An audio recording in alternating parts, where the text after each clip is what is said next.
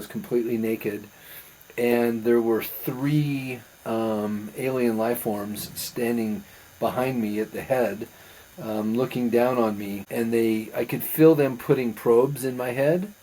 I could feel like really strong static electricity, like shocking, going like sending shock waves through my brain. And then there was like an ultraviolet light that would go grab the smoke, and it would go up, and then about 8 feet high it would turn and come down, and it'd blow right into me. And I was crawling around on the floor.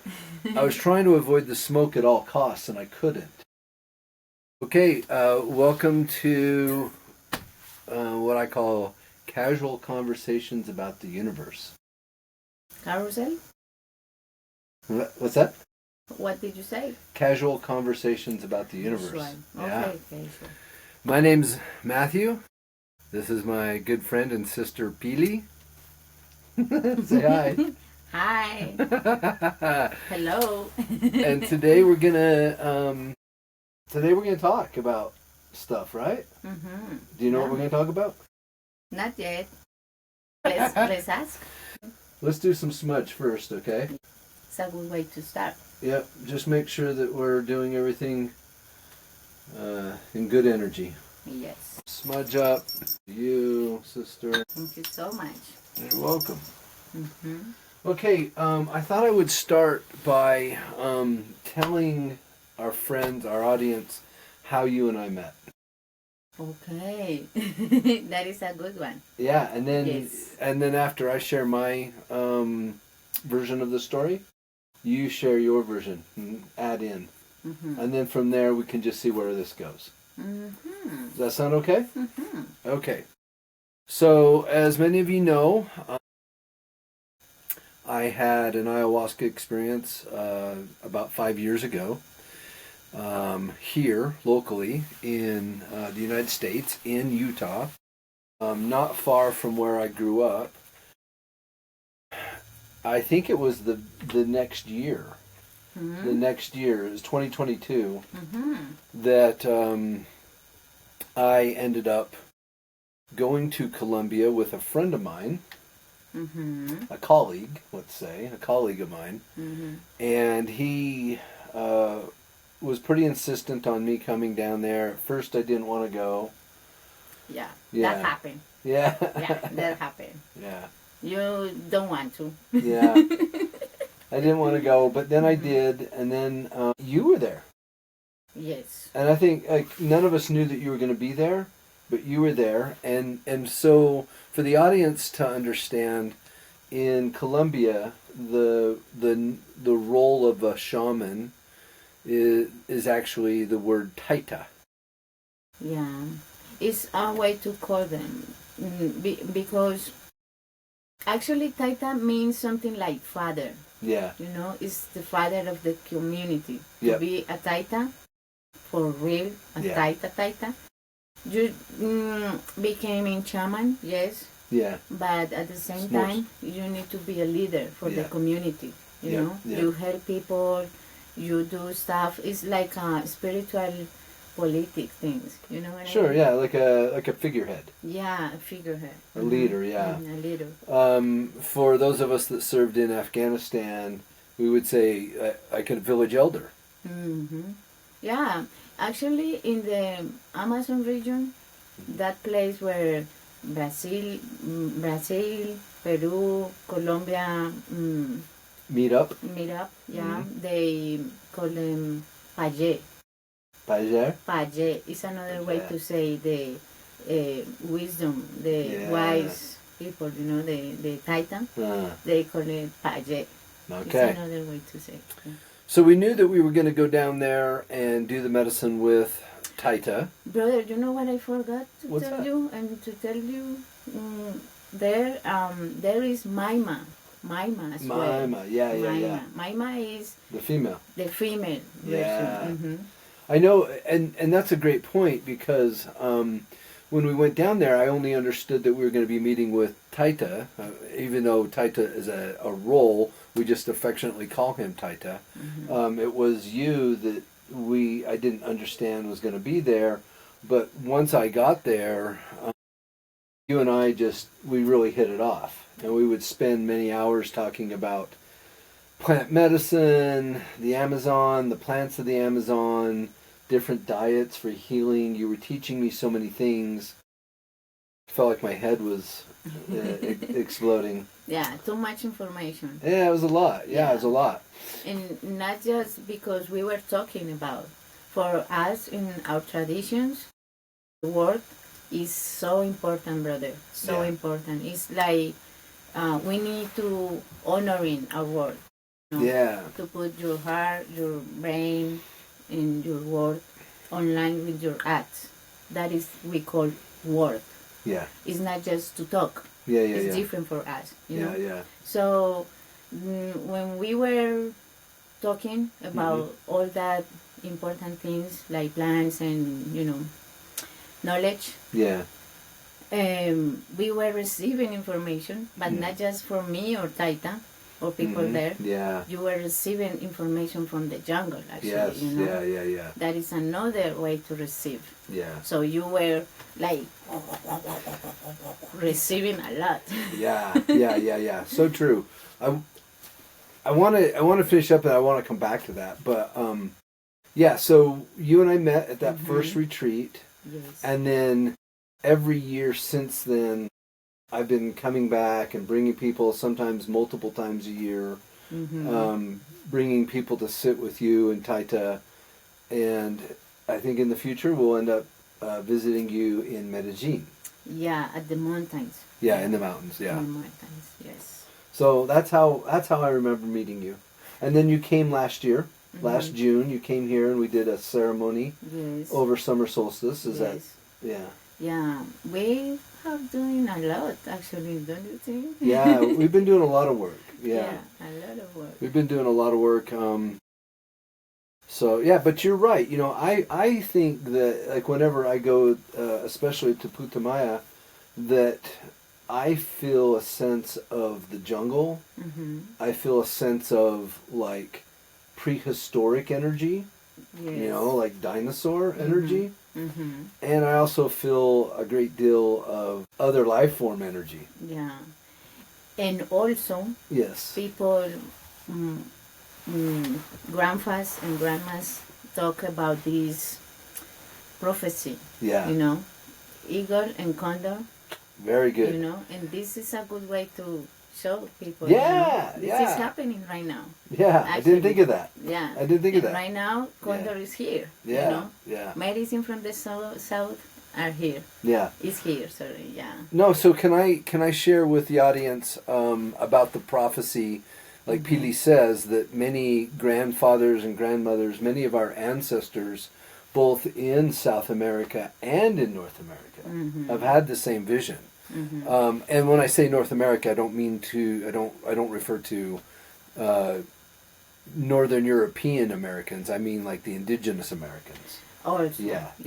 So in the indigenous traditions in both South America and in the indigenous traditions in North America, there's been a collective vision called the prophecy of the eagle and the condor. Yeah.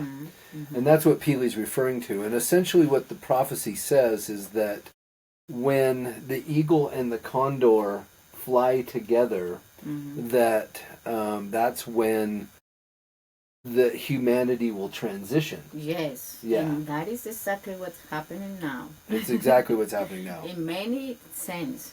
Like the planets right now, we are receiving influences from specific planets.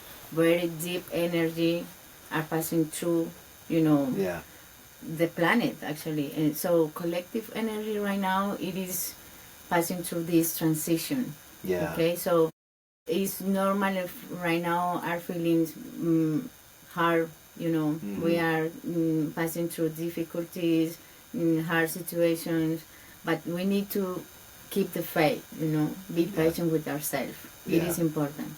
And the other thing I feel is like, remember when you went there for the very first time, you were receiving all that information? Yeah. That is happening with me right now. And in June, when I came for the very first time, I was receiving all the information from these places, sacred places as well. We went to the Grand Canyon, actually. Remember? Yeah, so I've been receiving all that information in me. Yeah. And in South America, we believe when you go to another places, it's because there is something there calling you, you know. You maybe in your past life, you went there or something, but you are like remembering. Yeah. Actually, we are remembering. Yeah. So I think you have maybe something from the south. Yeah. That makes sense to me. I feel like most of my past lives have been in Northern Europe, but I have seen past lives in North America and South America as well. South America, yeah. And the good thing, if you ask me, the audience, I feel so blessed because I have indigenous blood, but also I have this mix in my blood. You know what I mean? Yeah. And right now, we are activating all that information. Yeah. So even if you are not indigenous, you are being calling. The humanity conscience is awakening. Sure. So we need to activate all that information inner, Nothing, just the indigenous people can do these things and all that. No, we are calling as well, And we are free to receive the calling or not. It is good as well, That's true, yeah. It is good. You don't have to, but right now we all are calling, you know? Yeah, it is good to know that. So what Pili's talking about, and I think this is a really good point to go into, is that we are at a very, very critical time in humanity and in this planet where what's really, truly, in my opinion, what's really going on is there is a shift that's happening, a transition with humanity where we are going from in some ways, it's almost like we're being separated into two groups of people. Those that are having an awakening, those that are stepping out of the matrix, those that are being, like you said, called, right? And then those that don't. And the way I understand it is that what determines those groups is whether or not you choose love or whether you choose fear. Yeah, some people think maybe the opposite to love is hate, but isn't. That's right. Isn't. The opposite to love is fear. Yes. Fearness. So you have the most high vibration, love and grateful. When you feel gratitude, it's so much high vibration. Also authenticity. Authenticity. Like truth. Yeah. And you have the fearness. Yeah. Is low vibration. Low vibration, yeah. And we need to understand that there is nothing good, nothing bad. Yeah. The things are just the things, Yeah. We try not to judge, but we try to live in high vibrations. Yeah. You know what I mean? I do. We respect all the process. We are not, even the taitas, even the shamans, even the maimas and knowledge people, we are not trying to fix the humanity, we are not trying to fix anyone. Right. Because it's not our job. It's not possible. It's because when you believe you need to fix someone, you are... Ego. Yeah, you are like believing that person is bad, is broken already, and it is not. It's just a part of the process. You know what I mean? Yeah. And we are passing through this huge transition, but not just us. Right. The whole planet. Mother Earth, Pachamama, is in transition as well. Yes. And we are... Because we're all part of the same living organism. Yes. Ecosystem. Right. Like you have yourself, you have your family, you have your tribe, right? We have society, but then we have the universe, Mm-hmm. and we're all just Mm-hmm. a small aspect of the overall Yeah. big picture. Yeah. Yeah. I would say when you start this kind of process, healing, healing process is a way to call it. You start to healing yourself, your personal history, your personal version of the life. But then when you advance, advance in that process, you will understand your lineage, your family relations, all your relates, Yeah. Then you will understand the place where you born, the society, and then you will understand more about the whole humanity. Yeah. And that will take you even more beyond. And right now, I would like to invite you to invest something about the physics. Yeah. Physics, astronomy. Yeah. Quantum physics. Yeah. All that is happening right now. Yeah. Humanity is discovering not just in the spiritual dimension, it's not just shamanic things, healing process. Scientists are discovering many processes outside, Yeah. if there is existing outside. Yeah. Because you will find at some point there is no difference between outside or inside. It's the same, Yeah. As above, so below. As within, so is without. And you will find many information. Physics scientists are discovering too many movements around the planet and beyond. So because people associate this kind of speech with believings, with believings. But you don't have to believe in anything if you don't want to. Right. You just need to research, to search, to find, to know. It is to, better. to want to know. Yes, to want to know. Yeah. To want to know. And I think that that's something that, actually, I'm going to stand up for a second. I want to, sorry, I should have had that with me, but I want to make a plug for my book, From Green Beret to Shamanism, One Man's Journey to Heal.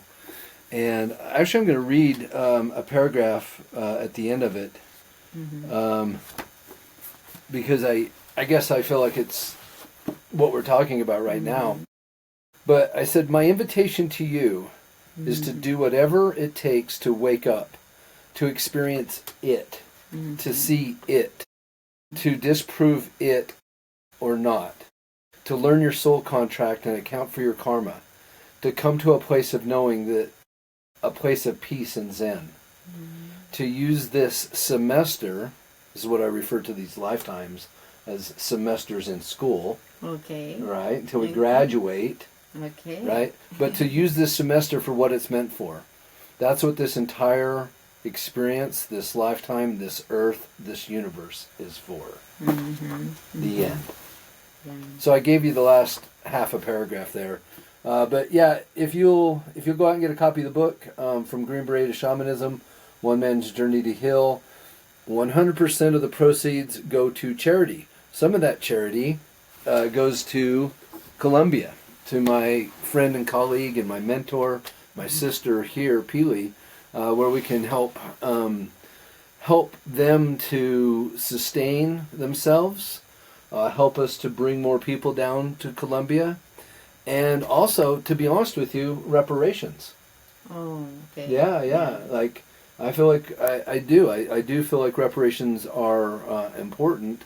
Now, I think that in most people in America, when they hear reparations, they instantly think of reparations in terms of towards African Americans who were enslaved, and that's a heated topic, maybe a topic for another day. I'm just talking about the concept of reparations, the principle, and that brings us back to the prophecy of the eagle and the condor, because that's what it was.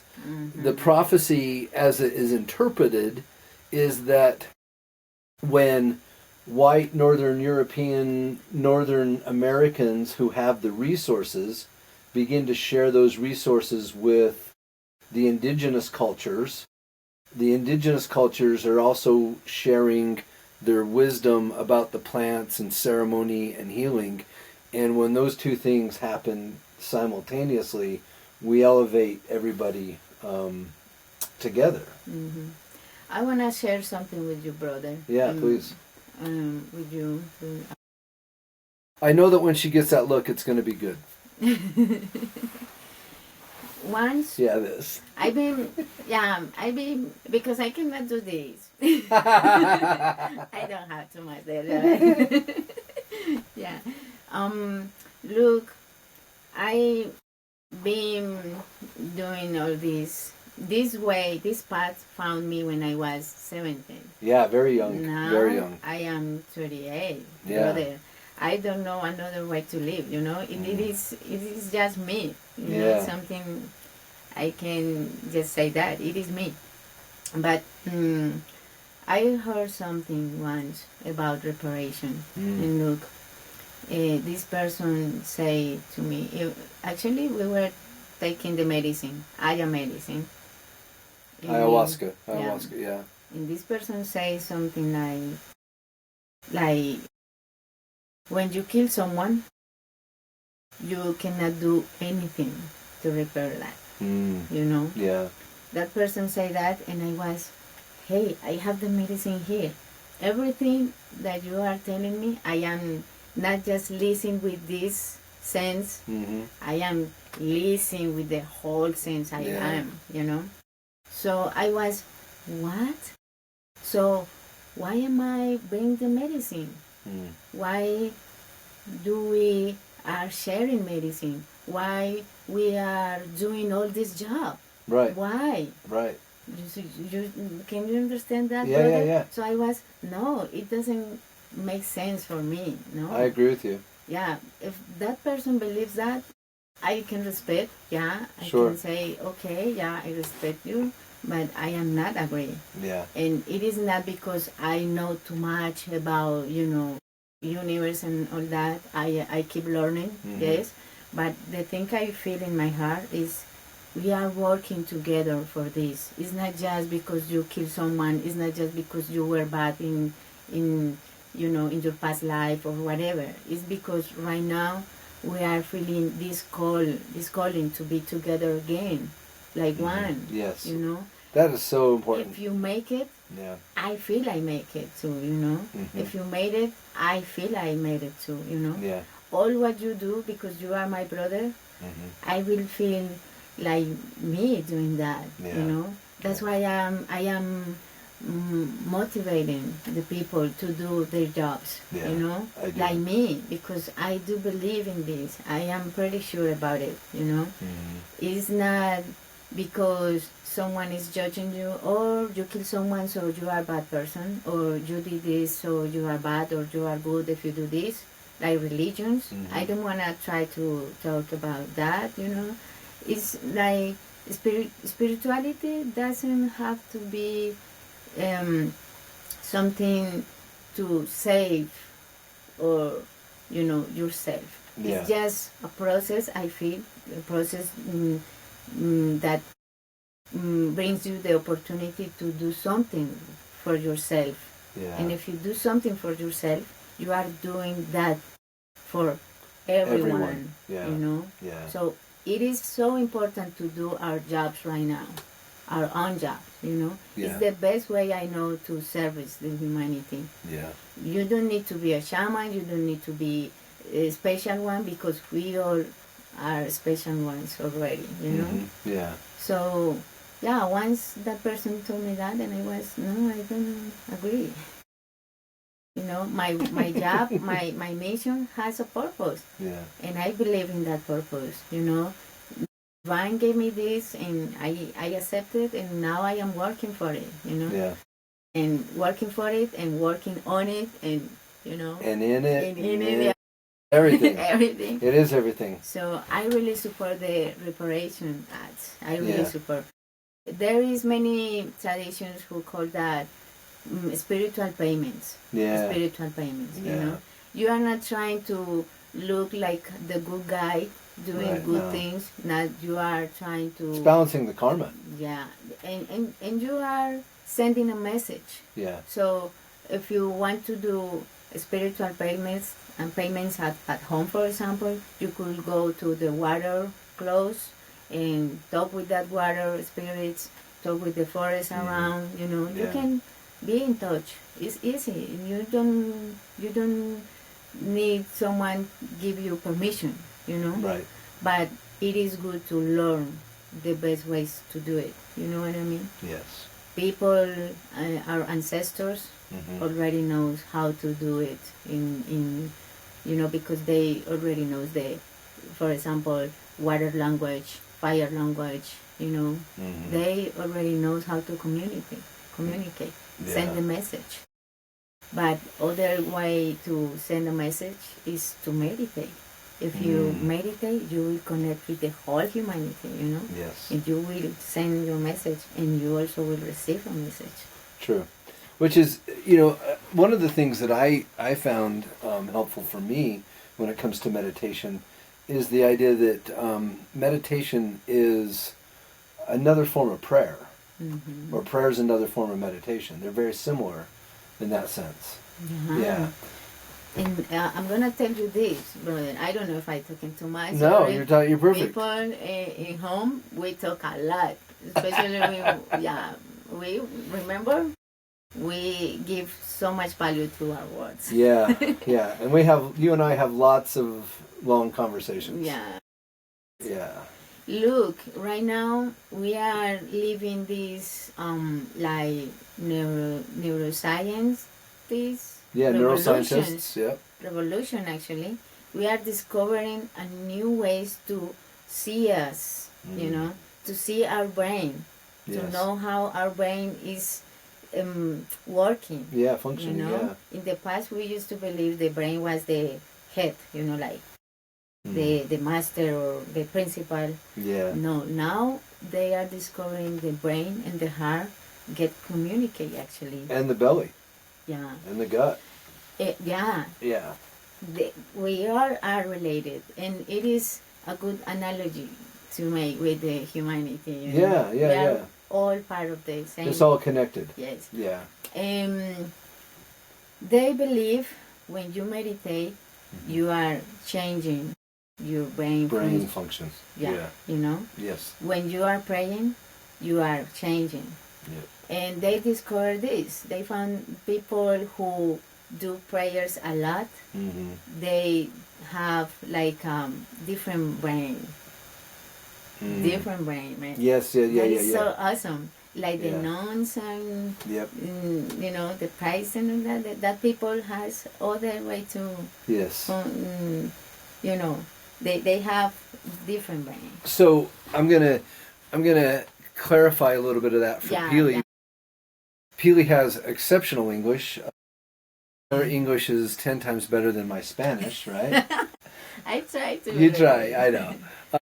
But what Pili is describing is what we call neuroplasticity and neurogenesis, and what that means is that our brains become flexible and grow new cells and new neural pathways, and so your brain is actually changeable. I mean, think about it like a muscle. Like today I was doing chest in the gym, I was bench pressing, and I can, through daily habit and daily work, I can change the way my body appears and functions, right? Because I'm developing those muscles.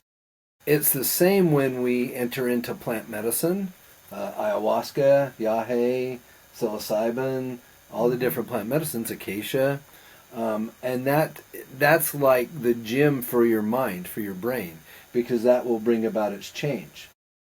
And then we can maintain that neuroplasticity and that neurogenesis. We can maintain the changing going on through prayer and meditation. Prayer or meditation, whichever, or all the above. I personally believe that meditation is the single best recommendation for people going forward post-ceremony. in order to maintain the energy of that ceremony, so that it lives in your life and wasn't just an event. It's part of you forever. I know we can get in this little box, if I say this. We need to, but I will try. Okay. We need to redefine meditation concept, because sometimes we believe meditation is to sit and put your mind in black or white, I don't know, like stop your thoughts and all that. And that is kind of difficult for people, It's impossible. Yeah, actually. It's impossible. So we need to redefine that. And I don't want to respect traditions, meditation. Tradition. I know this is very ancient knowledge, but people, humanity are discovering another ways to meditate. Like if you are doing the laundry, if you are washing dishes, if you are just going to the bed, you can get into that meditation instead the whole time. Just doing your job, your things, your day by day. You know what I mean? Yeah. If I can, I'll elaborate on that some more. So, as human beings, we have something called the default mode network. And that is the part of our brain that does not turn off. Right? Like it is impossible to not think a thought. Your brain will always provide a thought for you no matter what. So you're right. I think that especially for men like me who are trying to heal, trying to evolve, and are starting much later in life, right? We have to essentially we're up against teaching old dogs new tricks. And we know how, that's been portrayed as very difficult. But one of the mistakes I made when I came to this was the idea that I needed to shut my mind off. and it's not really possible. And so one of the simplest forms of meditation is what they call transcendental meditation, which is just holding a singular thought, like a mantra. Like maybe today my mantra is, I am successful and blessed, and I might say that 100 times. And that's where a lot of times where the beads come in, where they'll say it for every bead, moving a bead on the chain and move another and move another.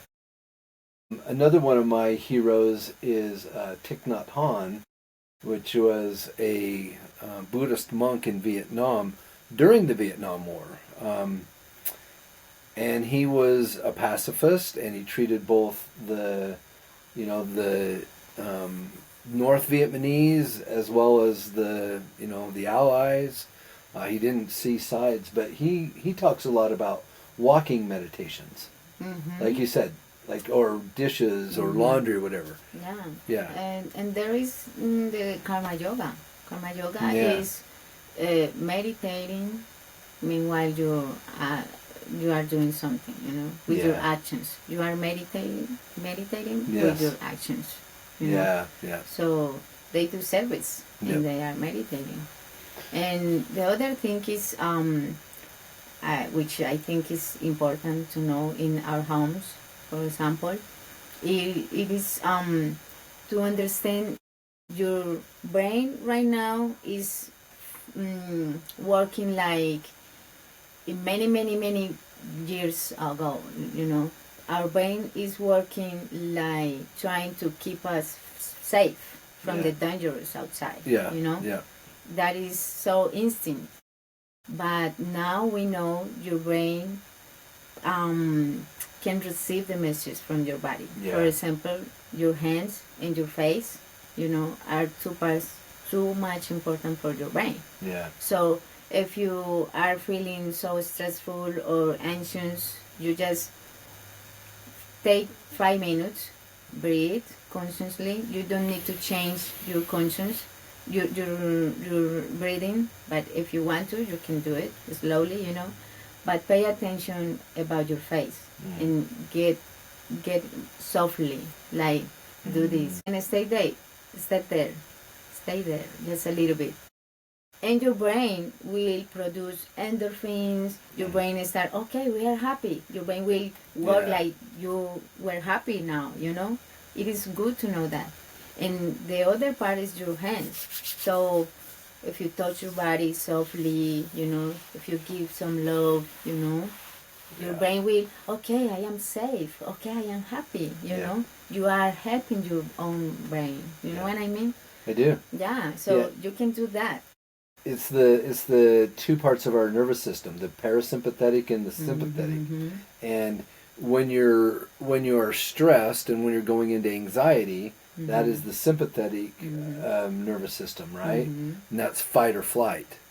And what Pili is saying is that when you feel yourself going into fight flight, you can bring about parasympathetic nervous system, because the sympathetic is, for example, if I was being chased by a jaguar in the jungle, in the Amazon, right? Then I need to be in fight flight. But if the jaguar is up here in my mind and not real, right, then I want to return to parasympathetic, which is rest, digest. And so I couldn't possibly receive a hug or relax my face and breathe slowly if I was being chased by a jaguar. So if you consciously make those efforts to do those things, then what you're messaging to your central nervous system is that we're not in danger. We're safe. Yeah. And right now, society is working like that. We are endangered almost the whole time. That's why we are stressful. We are like, we need to do something, you know. We are living like that. We are not being chased by the jaguar for real, but we are, you know. Social jaguars. Social jaguars. So economic jaguars. That kind of jaguars. So it is good to know these kind of things, because in the spiritual dimension, it's not just to believe in something. It's not just you try to do something with your mind, you know, like some people say, hey Pili, I try to think on this, but I cannot make it. How can I make it, you know? And people believe in spirituality is to live the whole time like this. Everything is so pink. Everything is wonderful. Everything is wonderful. Perfect. But no, the real is not. The reality is, it is not, man. Well, so spirituality is more like put more intention, put more your conscience in everything that you are doing, you know. That is all, you know. Just put more intention, put more conscience in your breathing, for example, in your thoughts. Watch yourself, you know. Take care of yourself. Forgive yourself.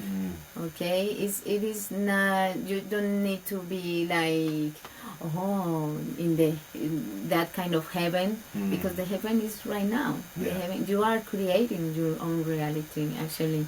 So spirituality for me is this opportunity again to do something for ourselves. You know, when we pray, when we don't have anything else to do, pray. Guess what can you do? You can pray. You can pray, brother. Even if you don't believe in God or Jehovah or whatever way you call it, the divine, you just pray for yourself, you know. You just be with yourself. That is spirituality for me, you know. And right now it is important. Going back to the starting, we were talking about that, about your process, about how you went to the jungle. I want to share this.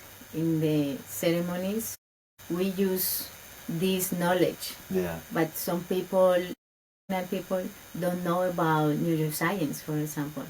But they already knows. If they are telling you this story, healing story, you know, a myth from the jungle, they know that you are imagining, you are already imagining that in your, you know, in your mind. And the brain doesn't recognize between outside or inside. So if you imagining, it's almost happening. It's for real happening in your brain. So your brain will produce everything. Like, for example, if you imagine that you are in the beach with the hot weather, the sea, the ocean, and all that, your brain will produce all that environment in your body. Yeah. We work like that with the ceremonies. We put some music, we play some music, We are trying to give you the experience, the whole experience. And many of that traditional people doesn't know the science. Scientists are talking about that right now. But they already knows, just because they know how it works. You know what I mean? I do. Right now it is a good moment to get together, to integrate scientists' point of view and the knowledge and ancient and traditional point of view again. Because we were used to be together in the past. And somehow we get separated. And the conscious things, the conscious movement right now is to integrate. We have this cycle in our conscience, but if we open, more, you are integrating yourself. Yes. So in that way, you will see the life more integrated.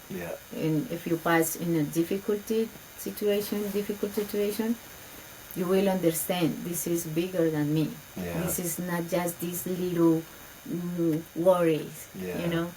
It's bigger.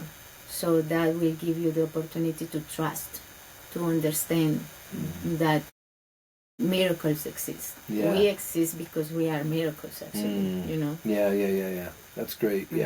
That reminds me of about 14 months ago, I gave a speech at an energy conference, and the title of the speech was How Modern Science Validates Ancient Shamanic Practice.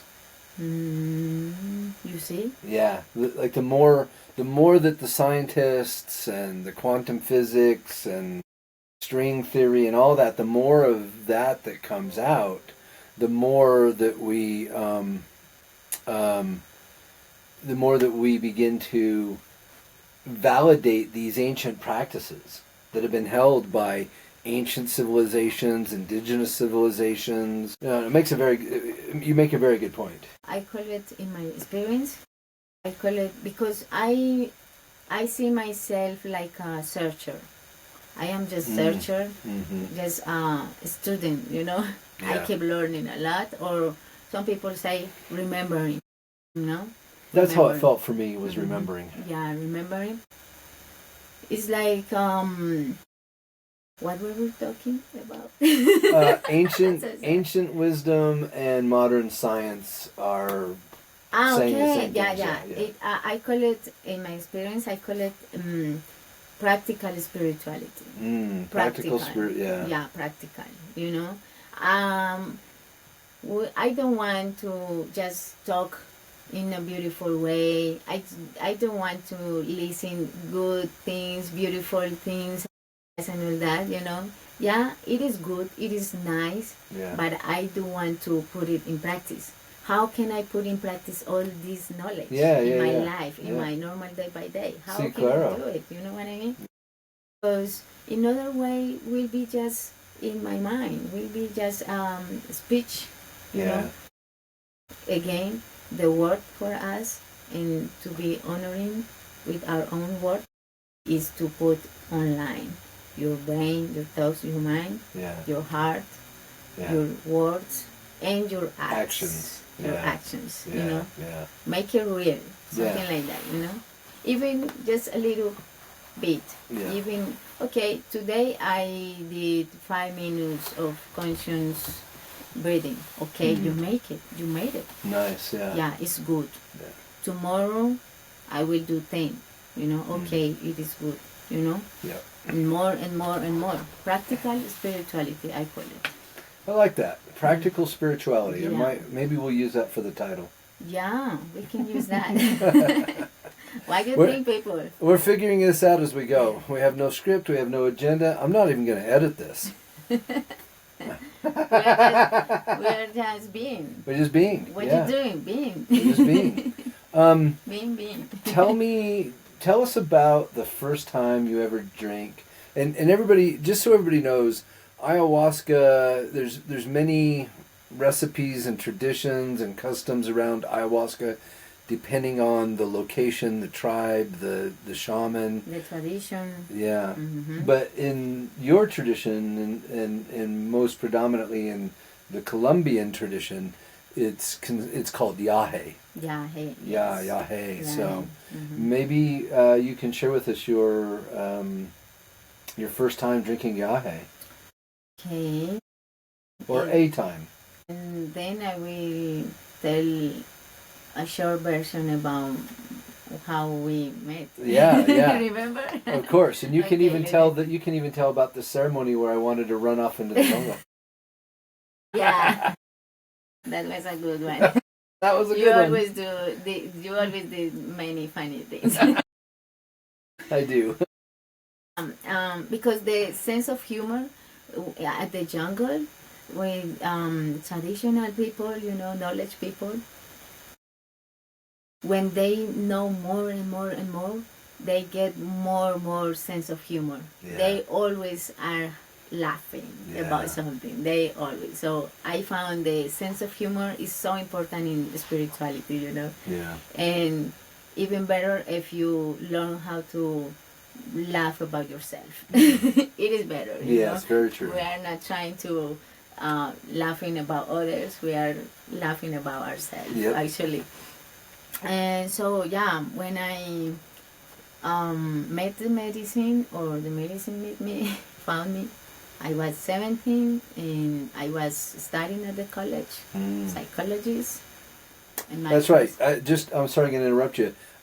Pili has a master's degree and is a therapist as well, a counselor, and also does psilocybin coaching and microdosing coaching, as well as being a maima, female taita. So so lots of wisdom and knowledge in this young woman. Yeah, I think I don't know, maybe my spirit. I saw myself. My spirit is big, man. I am small, but my spirit is okay. I was passing through a difficult moment. Teenager. I was trying to figure out what was all these things I was seeing around people, because since I was a child, I was seeing many things. I see, and I keep seeing many things. Yeah. Sometimes I don't understand. That's why I call myself searching, because I am investing. What is that? What is that for? So I was passing through a difficult moment. Partners in the college were not so nice with me. They used to call me autist. Autist? Like autism. Oh. Because autistic. Autistic, because I was so quiet, almost the whole time like this, like I was trying to act normal, but I didn't. So my colon, was getting sick. I was not having a good moment to try to sleep. I was not sleeping. I was getting anxious more and more and more. So one of my friends, he say at the college, he was like the crazy one, like I don't care anything, and he say, we're gonna drink this medicine, ancestral medicine, Yage. You wanna come with us? And I say yes. Automatically I say yes. So I start to search, on the web. What is Yage? Nothing, man, nothing. I am talking about, I don't know, like 20 something years ago, nothing on the web about Yage medicine.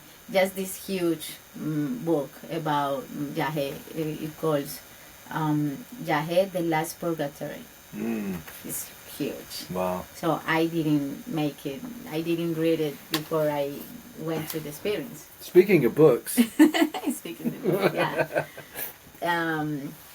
So I went to that experience, And the first thing the Yage showed me was, you're not crazy. So relax. Relax your butt. Yeah. Literally.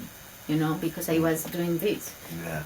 I was tense the whole time, like, oh, what is that? No, don't say anything because people will believe that you are crazy. Don't say anything. I was like that, you know. So Yage said, you are not crazy, girl. You are not crazy. So let it be. So, okay. And in that moment, I start to fart. You heard that correctly. She said she began to fart. To fart. Like, yeah, to be spontaneous, you know. That was the message. Be yourself. You are not crazy. I felt so relieved, man. So relieved with myself. I was okay. Everything is okay. I don't care. I am seeing this light flying around you, but I don't care. So The fairies. Yeah, the fairies. Seeing fairies flying around. Many things, man. So yeah, my journey starts there. Yeah. So they stopped to drinking, my friends. They stopped to drink, to take the medicine, and I keep going there alone, just by myself, you know. Yeah. Like every 2 months, every 3 months. Yeah. Okay, and this Titan, he was this kind of knowledge, wisdom guy, you know, quiet. You know, he passed away, and I bless his path. He was not this kind of guy who speaks too much. You know, like quiet and what do you need? What else do you need? What can I do for you? Okay, drink the medicine. Like this quantity in that moment. Wow. For me, it was normal because it was my beginning. So I didn't know, oh, this is too much or this is, no. A lot of medicine I found years later. Wow. You know. And I start to know myself, to accept myself even more and more and more and more. And suddenly the medicine starts to teach me some principles for the life, you know, or better, to remember me the principles of the life, you know, service, humility, you know, like love, compassion, and gratitude, you know, all that. All those high vibrational. Yeah. So I just stay there, and I start to help the Taitas and help the people going to the bathroom. What you need when you are in the ceremony, people need to go to the bathroom, people need smudge, people need music, the fire. So I was doing all that job, you know, helping a lot. And medicine start to teach me. And someday medicine asked me to drink alone by myself. Yeah. And I did it, and it was so crazy because I was so nervous, you know. Yeah. You never know what the medicine will show you. You're right. You never know. Every journey is different, and every journey is like the first one, you know, the first time. Yeah. So we respect the medicine. Even if I have all these years taking the medicine, I don't believe I am more, you know, like I can do this. No. I keep my respect to the medicine, you know? Yeah. And other medicines came. Peyote, Wachuma, Mamben, Embil, Rapé, different kind of medicine. Yopo, Cambo, mushrooms. Actually, I born in this place where tradition is with mushrooms. Yeah. I have to say, I've done a lot of mushrooms over the years, and I've done various degrees of potency. Potency of mushrooms. The Amazonian mushrooms grown in the Amazon, those were next level. Those were very, very powerful, and that was a good experience. I mean, I know we had some challenges that night. I did know that those were very powerful. They had an energy about them because they were grown in the Amazon. My belief is that when something decomposes in nature, the mushrooms, they are consuming that. They're consuming it, right? Whether it's a body, a tree, whatever. They're consuming it, and in that way they're absorbing that knowledge and that energy into the mushroom, which feeds into the collective consciousness of it. And so there's a great deal of power in those mushrooms that we did. I respect every different point of view, and my point of view is I have my own way to see this path. Yeah. And I found, or I see, there is different kind of journeys, and the whole medicine can take you into the medicine world. Yes. It's like a dimension actually, but you are not going anywhere. The thing medicine do with your body and your mind and with your energy is take off the veils, the veil, yeah, the blinders, the filters we have, so you are able to see everything yourself.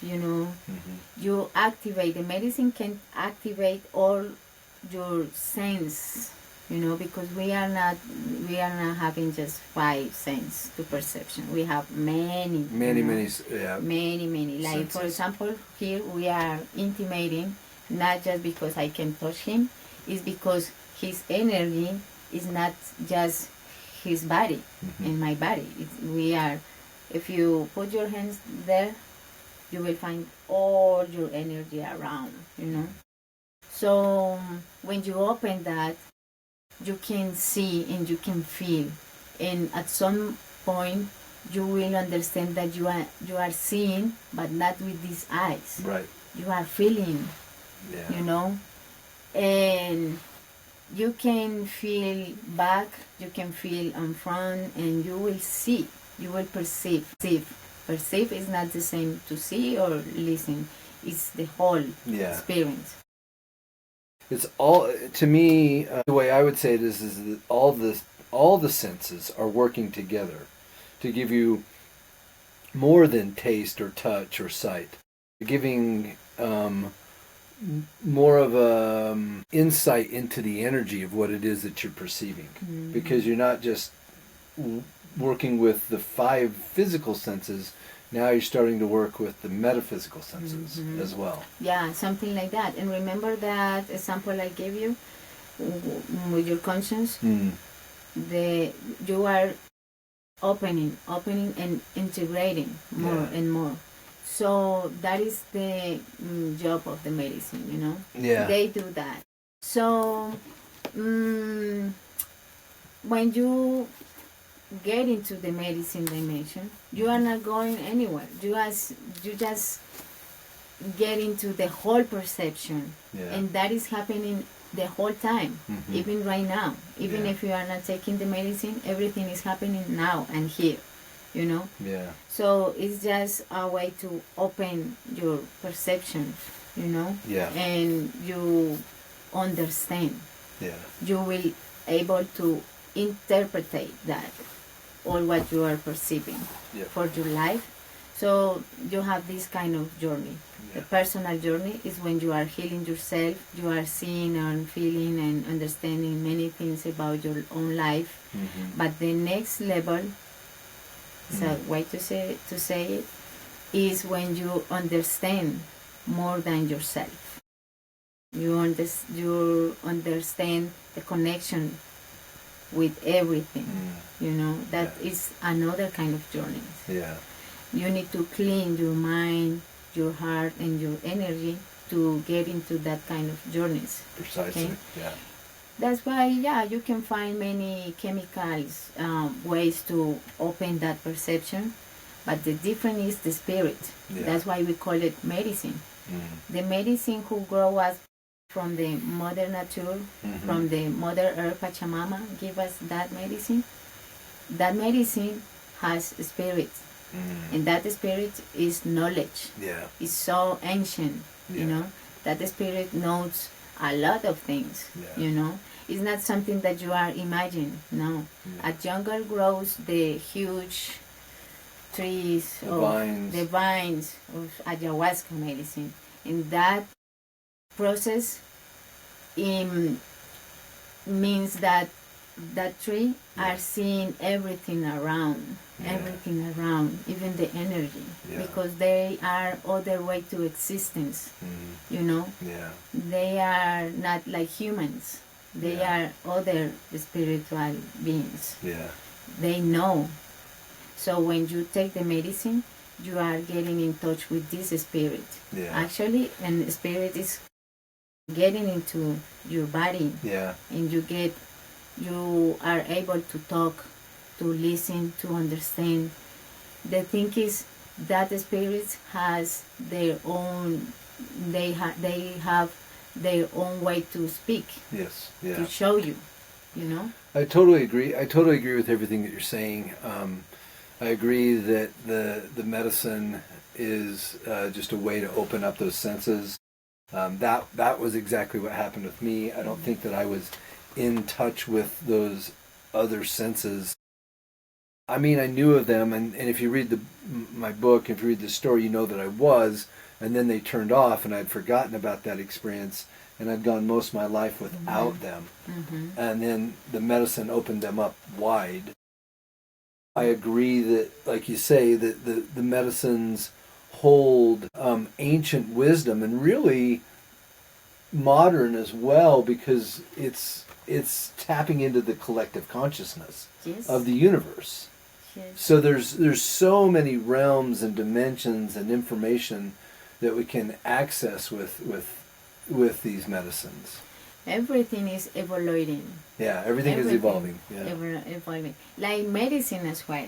You know what medicine told me? What? When you take the medicine and you are not from that tradition, the medicine is knowing the word that you know. You know, it's not that you are receiving. The medicine is receiving as well. It's knowing these new ways, you know, the technology, for example.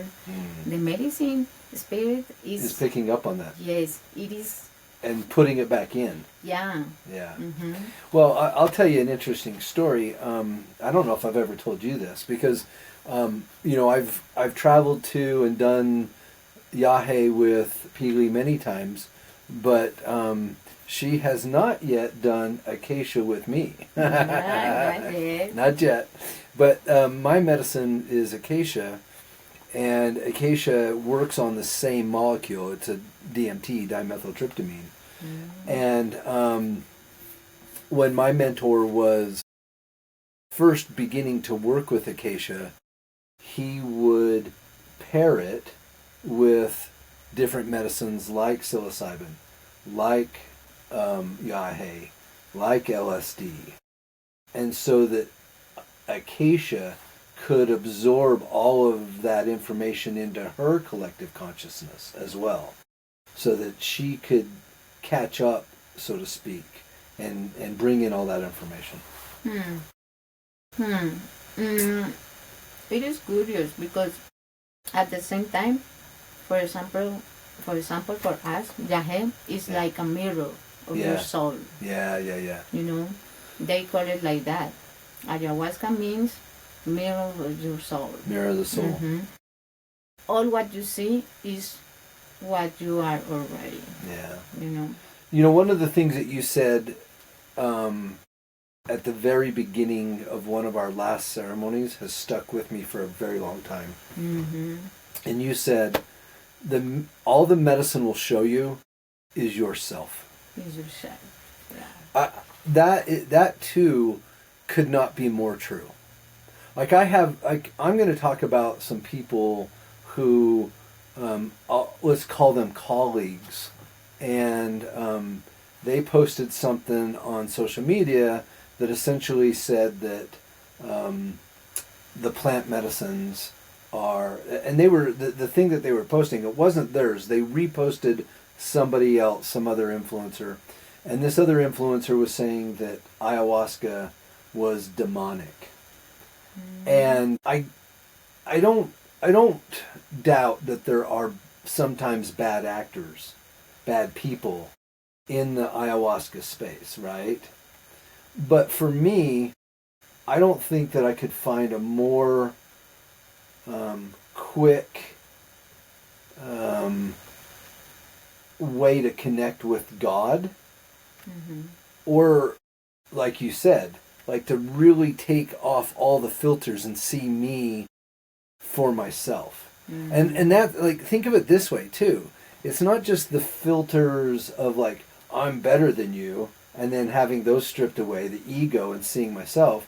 It's also the other filters of like, oh, I'm not good enough, or I'm broken, or I'm this, right? I'm hurt. Yeah, like it shows you.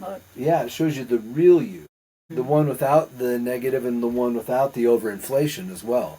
It shows you your higher self, really, your higher self. I'm gonna share with you two things. Yes, please. One is medicine. Sometimes you have a purpose and you take the medicine, but it happens that medicine doesn't show you anything related with that purpose. Medicine shows you something different, and you say, hey, I was trying to work on this intention, but medicine showed me this. Yeah. And the medicines acts like this loop, the loop. So the medicine take that things that you are not wanting to see, sometimes it's unconsciously, So medicine put that bigger, do this. So I don't want to see my own shadow, but medicine is trying to show you that because you need it. Yeah. And it is not trying to hurt you. The medicine is trying to show you, what you are not wanting to see. Yeah. It is important for you in that moment, in your process, to see it. Yeah.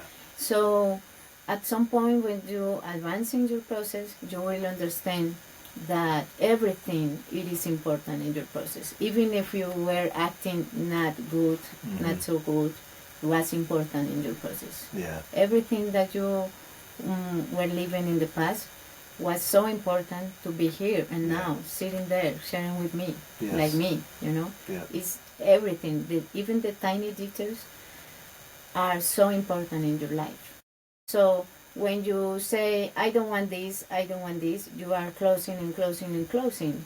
You are not integrating.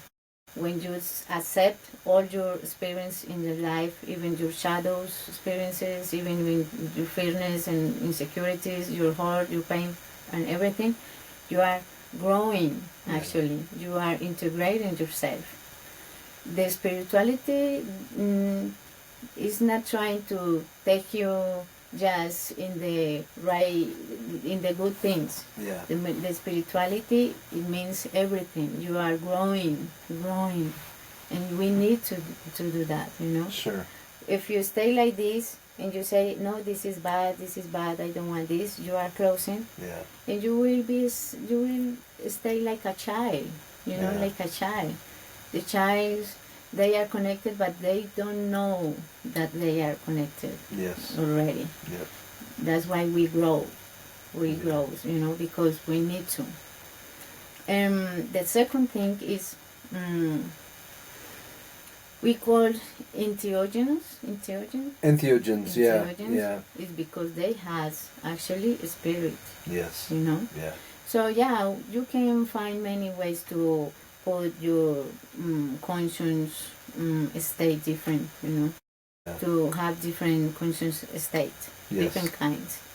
We have many. Even at the hospital, they have many medicals when you have pain. And that medicals will take you in different conscious state, you know what I mean? Yeah. The difference is when you have intention, when you have purpose, when you know what are you doing, you know? And sometimes you don't know, but something in you knows. Something in you knows that. Yeah. You know what I mean? Yeah. So, it is kind of, I don't want to judge because I respect the whole process. Yeah. But if you ask me, I prefer to follow my intuition. Sure. My intuition. And it doesn't mean that the Yage is the medicine for everyone. Yeah, it doesn't mean that mushrooms is the medicine for everyone, you know. You can feel more empathy with different medicines, and it is okay. Mm-hmm. It is okay to accept that. Mm-hmm. Even if you don't want to take anything medicine, it is okay as well, you know. Yeah. You just need to grow, you know. We just need to grow, integrate, expand us. Yeah. And what, going back to the transitional moment we are living. Yeah. The moment that we're living in on this earth, in this universe, at this time, and the transition that we're in, the spiritual awakening. Yeah. And sometimes we give too much value to our ancestors' traditions, ancient knowledge. But we need to give value to our own experience right now. Yeah. This is the moment to discover that we are our own masters. Yeah. Because we are not trying to follow someone. You can go to this Taita tradition and you admire him, you know, you respect him and you receive all his teachings. Yeah. But it doesn't mean that you are following him. You know, because that person is human. Yeah. That person is just another human. That person is in his own process as well. Yeah. Right now, humanity are discovering that, you know. Yeah. Humanity, we are discovering that. That's why we are losing our grandfathers, our masters, gurus, and all that, because we are not needing that anymore. But we respect them. Don't you know, I am not no, yeah, you're right. You know, I respect my ancient people. I respect my ancestors, my grandfathers, my grandmas, taitas, maimas, you know, gurus, masters, you know, everything around. I respect them. But I am pretty sure right now we need to wake up our own master in here, you know. It is important. Right now, it's not about religions, it's not just about traditions, it's not about separate things. Yeah. Right now is to find, you know, the collective energy here. Yeah. You know? I believe in that. I agree. Yeah, I agree with you.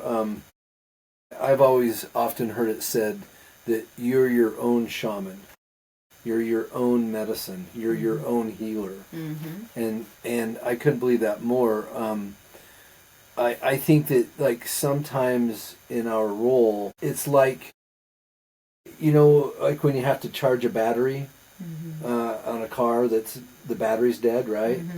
Like, I see that. Like, we come along, we help people, you know, we hook up the jumper cables, we get their car up and running, and we put our cables back in and we go, right? And then they got that spark they needed from ceremony or something like that.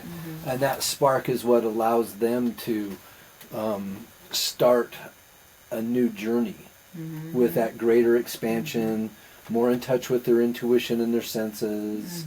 A better understanding of the universe. Yeah. You will find sometimes you don't need even to share or bring one medicine.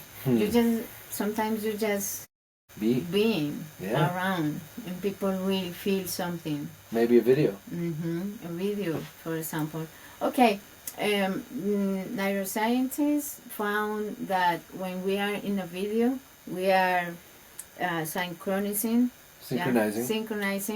our brains, but they are not find yet their hearts synchronized in virtual videos. Okay. They are investing that, but they already found we can synchronize our brains, you know. Yeah. And indigenous peoples already knows that. Yes. You know, when we sit in front of the fire and we listen the grandma's teachings, we are synchronizing. You know, synchronizing our souls, our minds, our hearts with them, with the fire. And they don't give you medicine, they just give you a myth. They tell you this story, and you will healing with that story. You know. Yeah. So right now we can healing ourselves with many things. Everything could be a medicine if you are ready for receiving.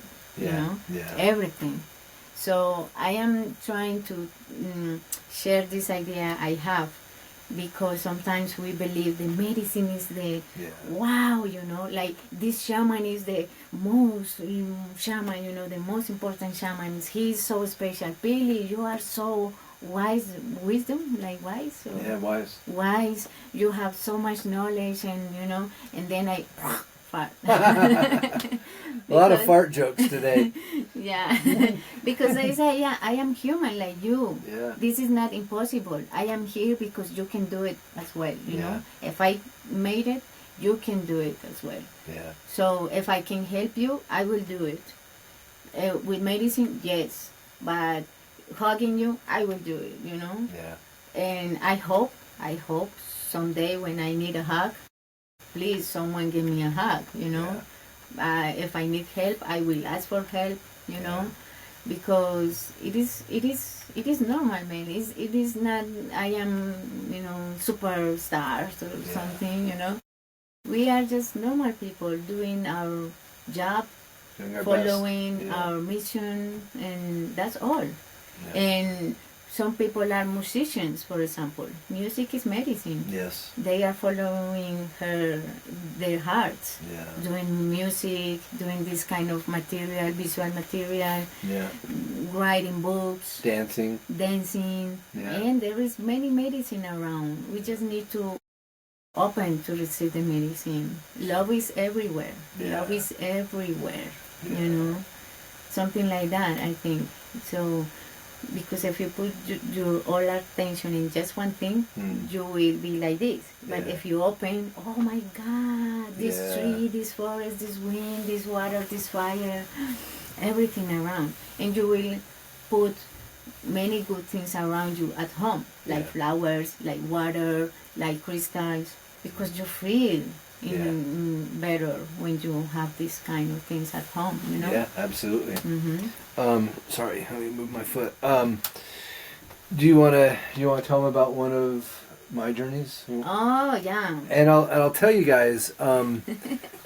This is common for us in this space, but when other people journey, we generally see into their journeys as well as facilitators, as shamans. So that's why ethical shamans are so important, is because they get an insight into your journey, into your soul, into those things. So I give you full permission to tell anything you want about my journeys, because I know she has seen every bit of it. Yeah, and when you go to a shaman house, you will know that shaman, you know, not just the medicine that shaman brings you, you will know for real that person. Yeah. So it's intimacy, and it is good. I do like to share my intimacy with people, because I am, you know, just me. I remember, when you were with this other friend. And I don't know if it is good to say that his name, but his initials were MB, like mine. Okay, so we were there. Yep. And they took the medicine like me, and we were just feeling the medicine, porch, leaving the ceremony. And suddenly Matthew goes outside from the little maloca, and he called me, "Hey Pili, come here please," because I do my best translating, okay? With medicine and everything, I do my best. So he say, no, Pili, no, Pili. I want to run away into the jungle. And I was, what? Brother, breathe. Please don't do that. There is wild animals there. It is night. It is dark right now, so don't do that, please. And I called Taita. And I say, Taita, please go some healing, like water, cleansing, energetical cleansing. And Taita came with me, and he started to do this, like the things shamans do. And the other friend was sitting there in front of Matthew, and Matthew was asking to that friend, please kill me, please, and they just suddenly stand up, and Taita was and I was, if Taita is doing that, what could I do? Wow. So funny that moment. But then you receive this hug. Yeah. Then you start to breathing, and you can. Yeah. So I'll tell our audience a little bit more about that story. So this is a great lesson in intention setting. When you take the medicine, it's tradition, it's customary, it's recommended, it's extremely important that you set an intention. An intention is like giving energetic instructions to the medicine on what it is you want from this experience. And at the time I was having some health issues. I set originally my intention was to focus on that health issue, which at the time it was a skin condition. And it was I don't know if it was eczema, I don't know if I was ever properly diagnosed, but I was having skin problems. In a not very, I don't recommend this, do not do this. But I thought, well, instead of like just doing the skin, I'm just going to ask the medicine to fix everything. And that's not a really good intention, because she knows that by asking for that, the medicine was going to give it to me. And that night, and I'll get weird. Can I make it weird? Yeah. Okay, I can make it weird. I got permission. All right. So in the beginning of this, I said, remember that I feel ancient spirits, the ancient energy. I also feel the other species, alien species, when I go to Colombia. And so on this journey, and it happens to be honest with you, it happens every time I go to Colombia. I interact with alien life form. I really do. And we can do a whole podcast on that someday. Yeah. But I do interact with them, and as soon as, like she said, as soon as the medicine was coming on, I found myself in the way I describe it is almost like a translucent space. It was almost spherical. It wasn't like corners, like rooms, like we see. And I was on a stainless steel table, and I was lying on my back, and I was completely naked. And there were 3 alien life forms standing behind me at the head, looking down on me, and I could feel them putting probes in my head. I could feel really strong static electricity, shocking, sending shock waves through my brain. And then there was an ultraviolet light that would go zzz, zzz, zzz, and it was, so it would, and then it would drop down just a little bit, and then it'd go back, and then it'd drop down and go back, and so back and forth across my whole body. And then when that procedure was over, this is where it got really difficult for me, is the wind was blowing into the Maloka, and then it would grab the smoke and it would go up, and then about 8 feet high it would turn and come down, and it'd blow right into me. And I was getting in my hammock, I was going on the ground, I was crawling around on the floor. I was trying to avoid the smoke at all costs, and I couldn't. And then that's when I asked if I could go outside. So then I went outside, and then the smoke filled all the atmosphere, all the space around the outside of the Maloka. And I just prayed. I just said, like, God, why? Why is this happening? Why is this smoke, like, plaguing me? And it wasn't a pleasant smoke. It was a really, really hard smoke. And God said that you asked for healing, and this is the only way I can get the healing properties into your body was by bringing it into your lungs, putting it into your bloodstream, and letting it be carried throughout your body. And so, but on top of even those two experiences, the other thing that was going on is I had the absolute worst pain of my life, like in my entire body, and I couldn't make it stop. And that's when I called you over. That's when you called Pili over.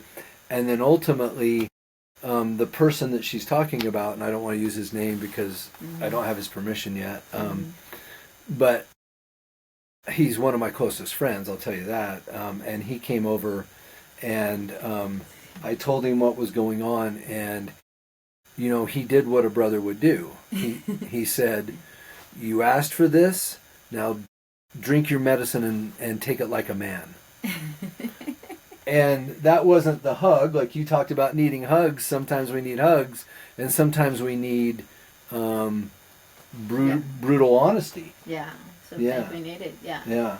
And the medicine will give you that when you need it. Yes. That's why some people say ayahuasca is so strong medicine. Yeah. Because it's a grandma, but she's a strong grandma, She will hug you, but she will say you, hey, don't do this anymore, okay?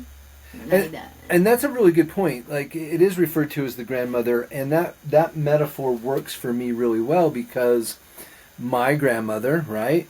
She would be the first one to have milk and cookies. Like, there were always cookies. You could not go to my grandma's house without a cookie, right? There was jars. There were 2 or 3 cookie jars.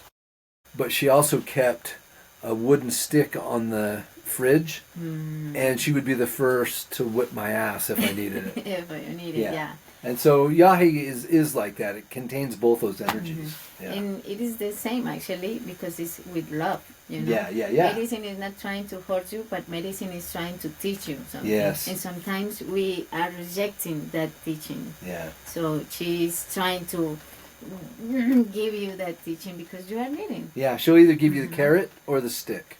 But the moment that he said that to me, when he said, "No, you asked for this, now take it like a man," the moment he said that, I agreed and I surrendered, and in that moment is when it let go, like all of it.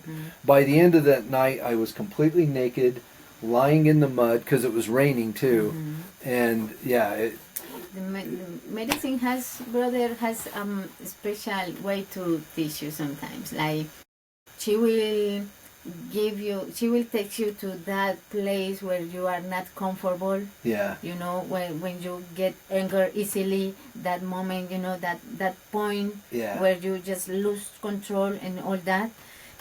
She takes you there, and you cannot run away. Yeah, you cannot run away. You cannot run away.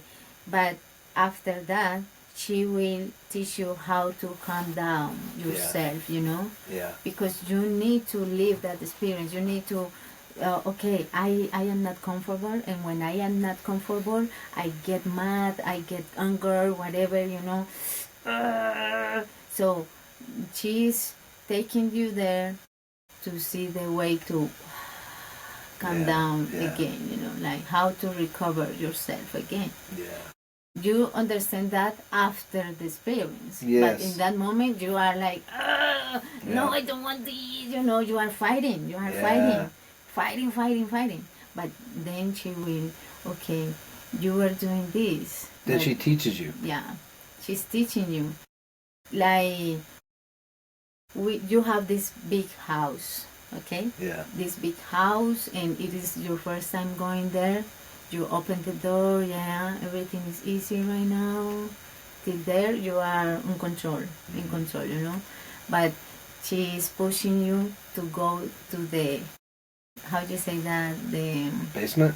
Yeah, down, Oh, down. yeah. And you don't want to go there because everything here looks so beautiful. Yeah. But she's trying to taking you there. Yeah. So she's pushing you, you know.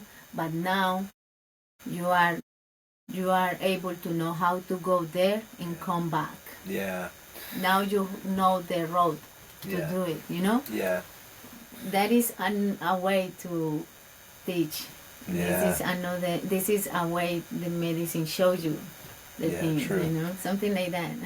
No, the medicine is always a teacher. Always. There's always. In fact, I think that's more than anything is that, you know, I always say that medicine does a number of things for us. It resets us, it cleanses us, it gives us the neuroplasticity, and then it teaches us as well.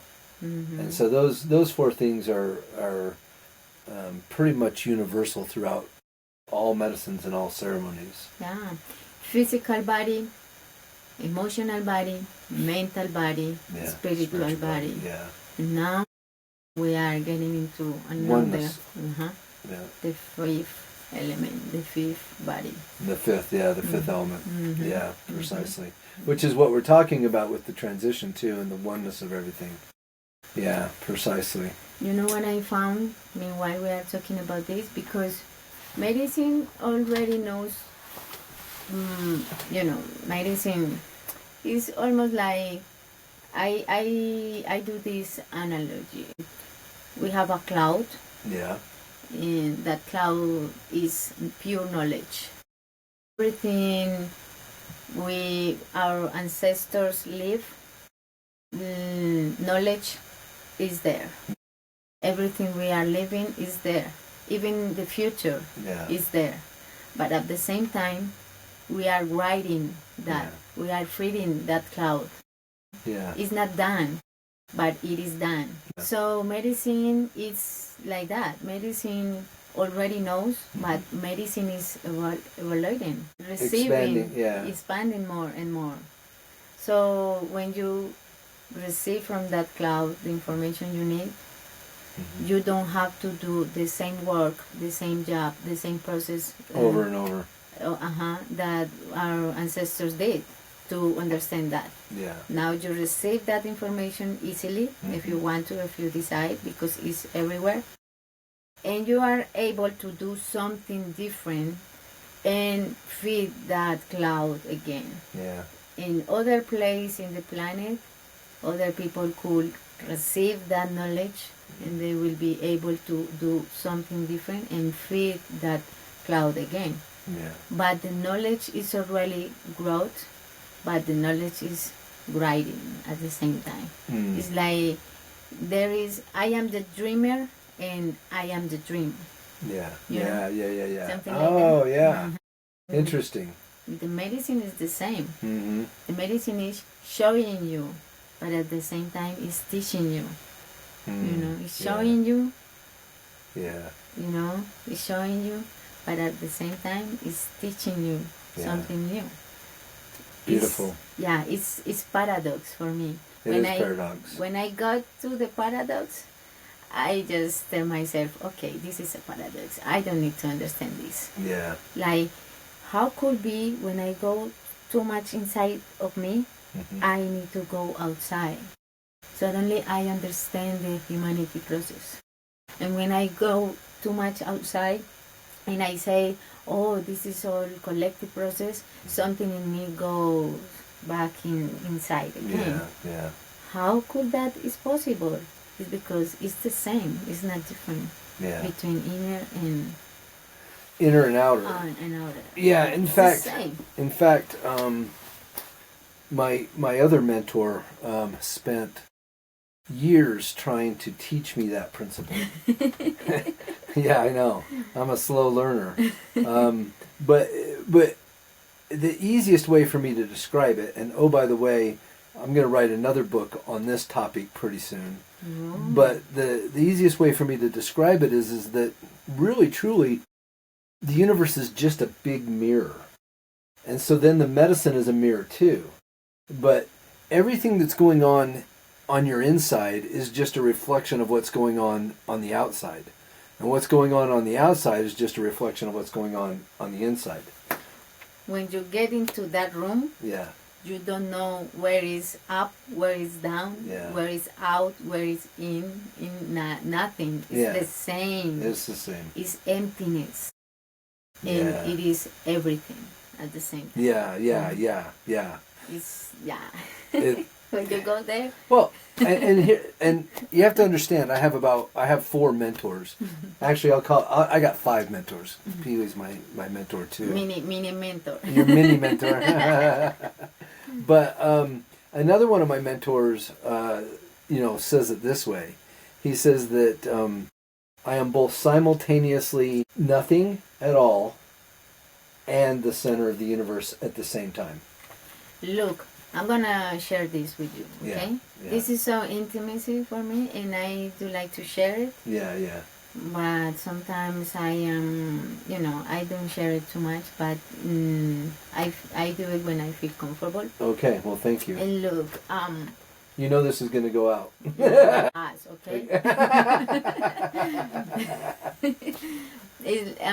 Loneliness, Yeah. that kind of loneliness. Yeah. What is lone? What is to be alone? What is to be, separate? I found different things about it. I used to pass too much time with myself, just with me, alone, But the fact is, we are not alone. We are not in that kind of loneliness, like the word you use here in United States is isolation or like no isolation. Yeah. Isolation is different. Yeah. To be alone with yourself, Yes. Okay, so I need to do that. I need to make that different. So when you are alone, you feel yourself, and you start to know more and more yourself. Your energy, your thoughts, your feelings. The way you feel yourself when you are alone. But I start to see when I am with someone, in your company, for example, my way to feel myself change.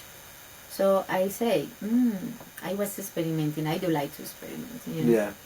And I say, okay, so this is different. I am feeling, for example, anxious. Why am I feeling anxiety? Why? I am okay. I don't have a reason. So, hey brother, are you anxious? Yes, I feel kind of anxiety right now. Yeah. Oh, okay. Okay, so when I noticed that, I knew something. I learned something. Yeah. When you know yourself, you are able to know others' energy around, Yeah, great. Persons, places, everything around, because it is the same. So I learned that, and I say, okay, this is a way to learn others. When I know myself, I will know others. That's it is the same. It is the same. Yes, okay. It is the same. Yeah, when I know myself, I know others. Others, yeah. Because now you can distinguish what you're feeling is yours or someone else's, because you know yourself so well that you begin to recognize that those things are not yours. Discernment. Yeah, discernment. Okay. Yeah. But not finished there. I keep experimenting. So suddenly one day I tell to myself, okay, so that means because I am old. Yeah. You know what I mean? Yeah. I am nothing. So it's the same. It's the same paradox. Yes, it's the same. Who am I? I am no one because I am old. Yeah. Sorry, the candle just fell over. It's finished. So, yeah, you know what I mean? It's this kind of way to live and understand the freedom. I am talking about the freedom. The true freedom is like when you are on the top of the mountain and you feel that emptiness. And you are always there. You live the life always like that. Decision. But not just simple decisions, deep decisions. You know?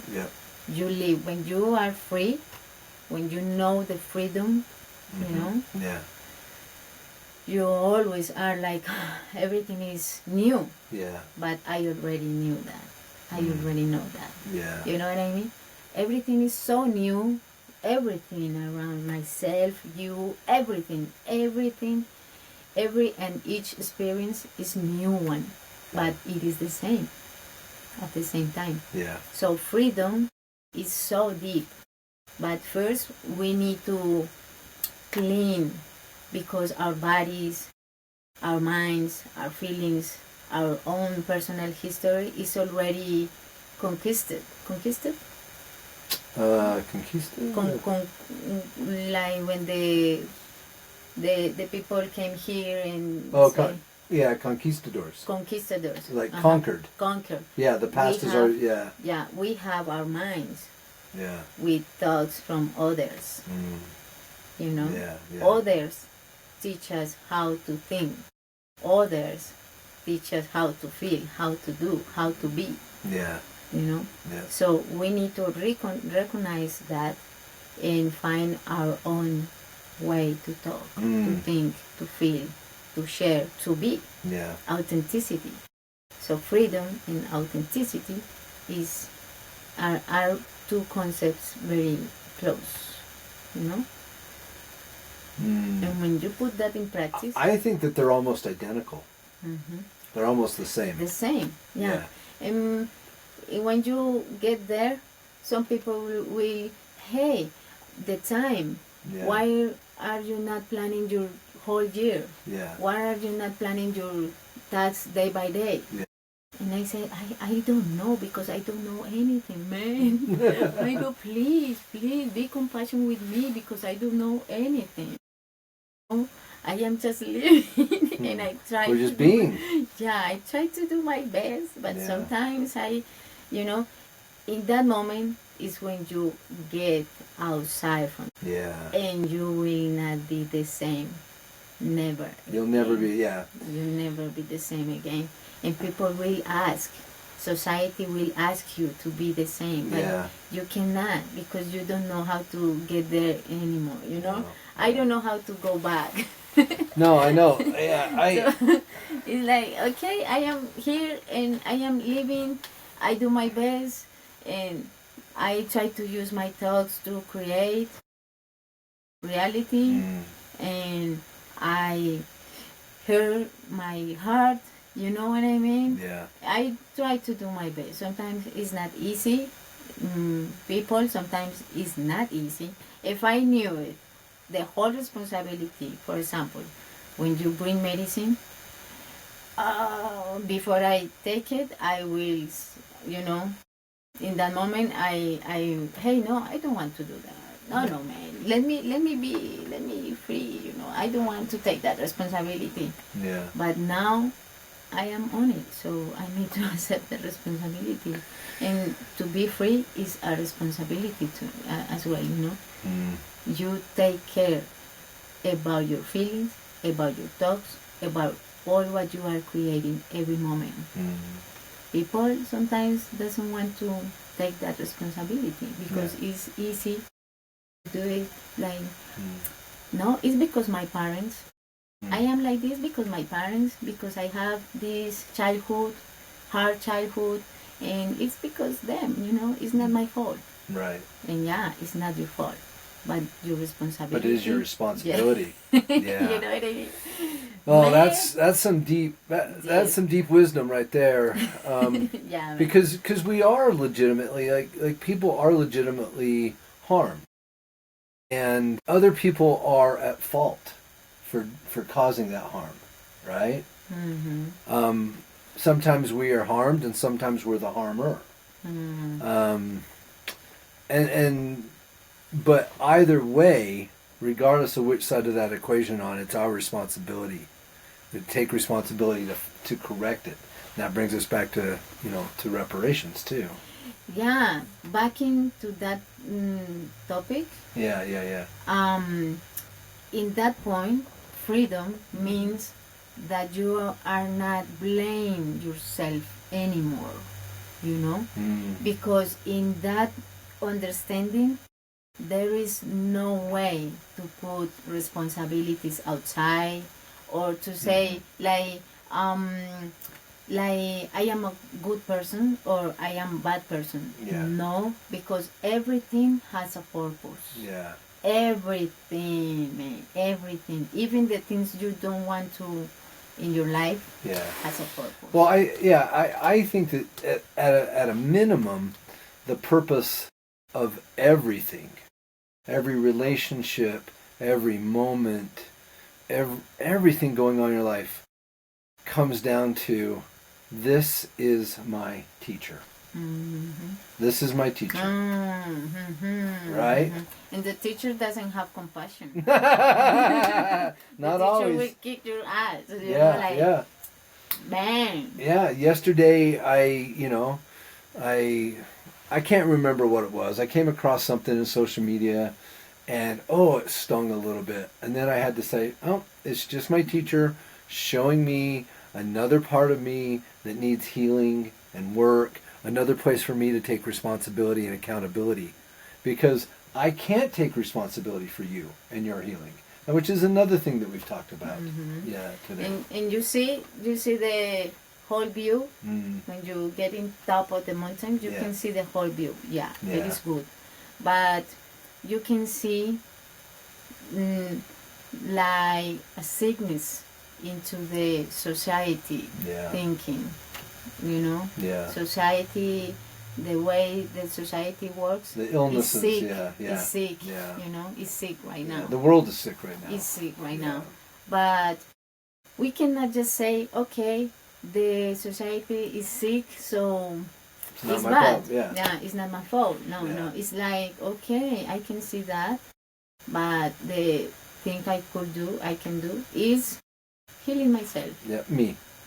Yeah. Me. But you now are able to understand that me means all. And there's the paradox. There is, again. Yeah. And back into the topic about the prophecy. Right now, the sickness, and it is why the prophecy is getting back. Yeah. Because this is not the first time where eagle and condor work together and then come back. Yeah. This is not the first time.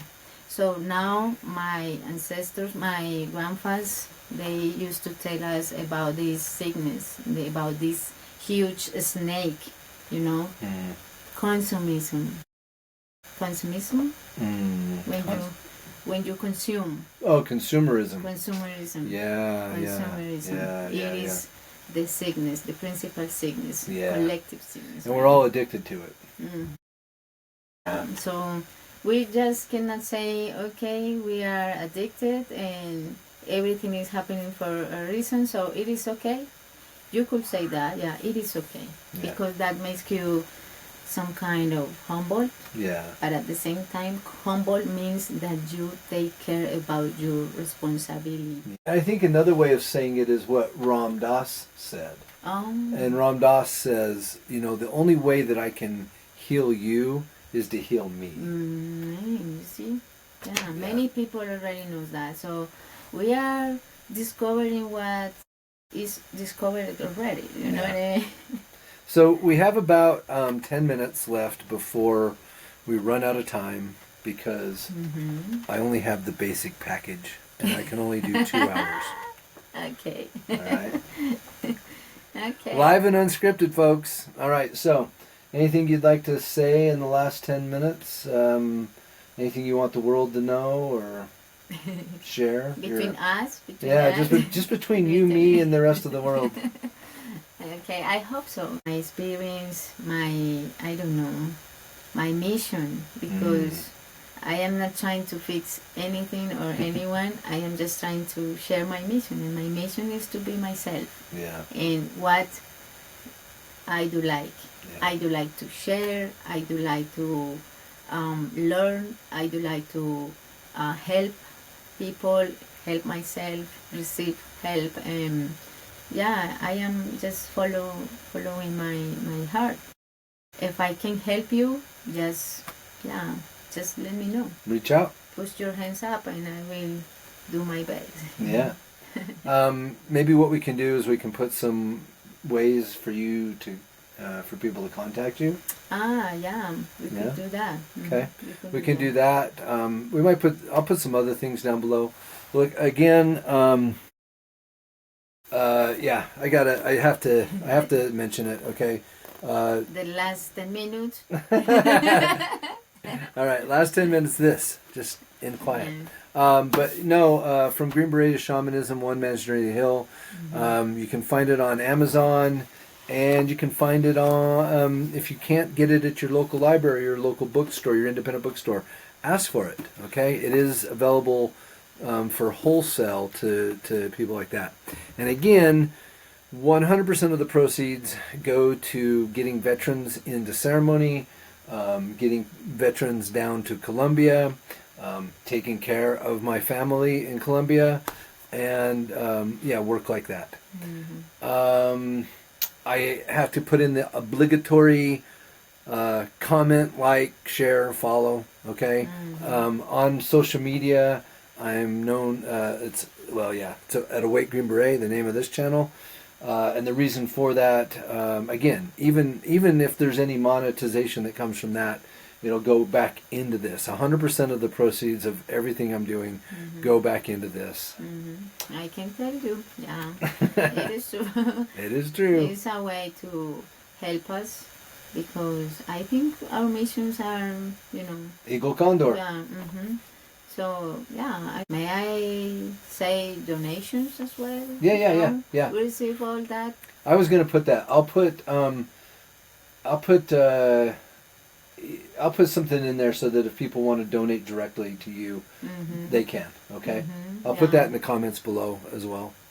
And I invite you to go home. Yeah. I will. Such a special place. Will be my pleasure to receive you at home. Yeah. And share medicine, or spending some time just knowing that energy at the mountains in Colombia. I think that's an important thing too, to understand that there's a lot of ayahuasca or Yage retreats out there, and some of them feel commercial. In my practice with my friend here, my sister, it's not that. It's her home. It's their home. They invite you into their home. We're almost out of time, so what I would like to do again is just I want to tell you how much I love you. Oh man, you're my sister. You've been my sister for many years now. The moment I met you, I knew you were a sister. I owe you such a huge debt of gratitude. You've taught me, you've healed me, you've supported me.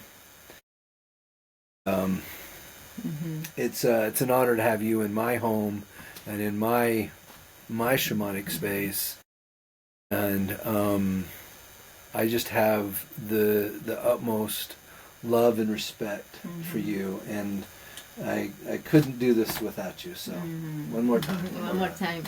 I love you, Pili. Thanks, sister. You know what? What? I invite you to hug oftenly. Okay? Yeah. To receive and give hugs. It's so good. We feel so good. We are not alone in this. So 12 a day, they say. 12 a day. Get 12 a day. Yeah. I love you too. I love you too. And you know what? I feel so glad to say, brother, I love you. Yeah. Because sometimes people doesn't say often, I love you, brother. Yeah. Thank you so much. Or I am supporting you, I do. We need more of that. We need more of that. So do it at home. It's easy. Give somebody a hug. Okay. Bye. Bye.